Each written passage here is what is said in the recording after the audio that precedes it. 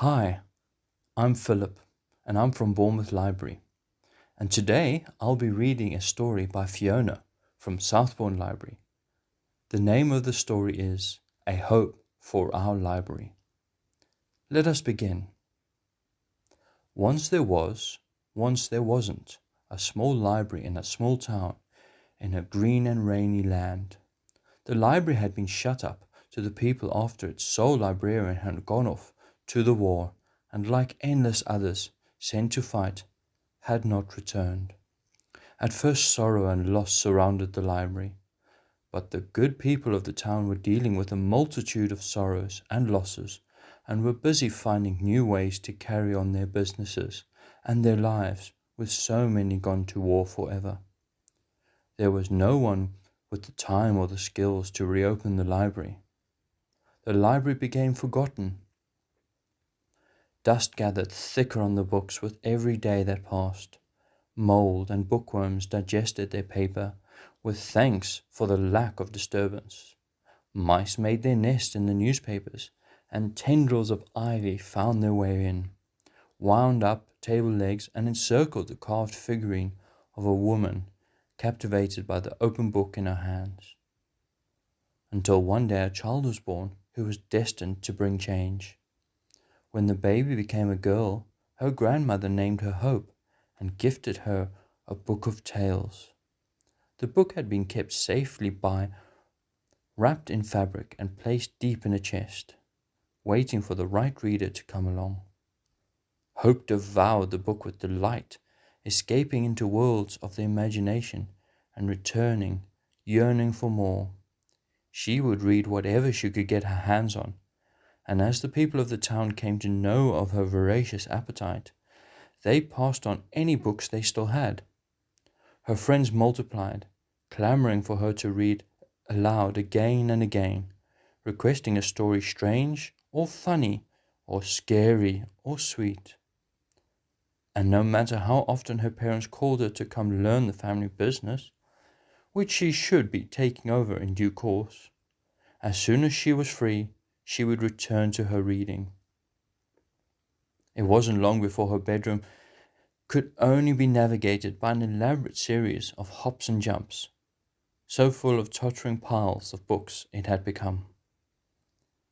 It was as Hope grew into a young woman and the flow of books slowed to a trickle, and she had been forced to read even political biographies and vehicle instruction manuals, which were educational but as dull as ditch water, that Hope first heard whisper of something called a library.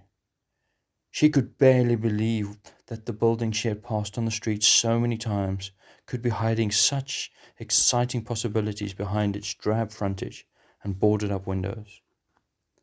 The very next morning Hope rose with the sun, and unseen crept into the alleyway behind the library.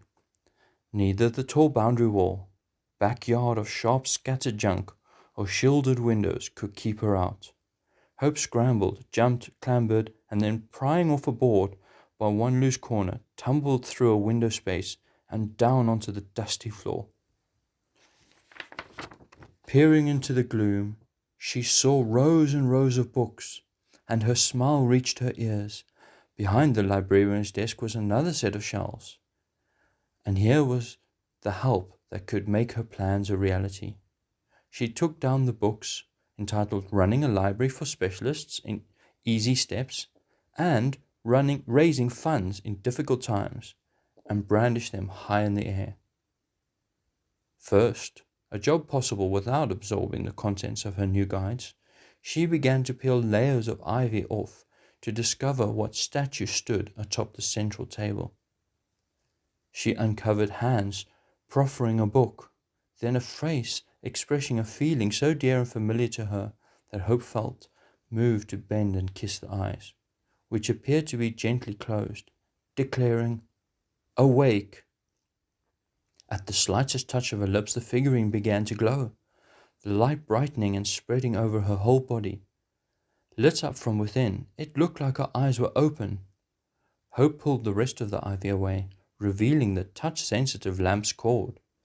As the light illuminated the treasures of the library waiting to be brought back to life, and into use. Of course, it was not always straightforward to learn from scratch how to organize and run a library and get the money for all that was needed. There were setbacks. There were those who didn't believe in its purpose, and there were mistakes to be learned from. But Hope was determined, and bit by bit, book by book, and with the help of her friends and many neighbors, the library was restored. Now there was a welcome space for the use of the whole town community to meet and share and support each other. There were books for their learning and work and life in the newfound peace after the war, and for the leisure time they now had. Hope replaced damaged books in the library with those the townspeople had gathered for her over her whole childhood. Soon her bedroom was clear, and Hope's parents and their new apprentice gathered to hug her and wish her well as she left for her living quarters over what was to become her true life's work, the reopened library.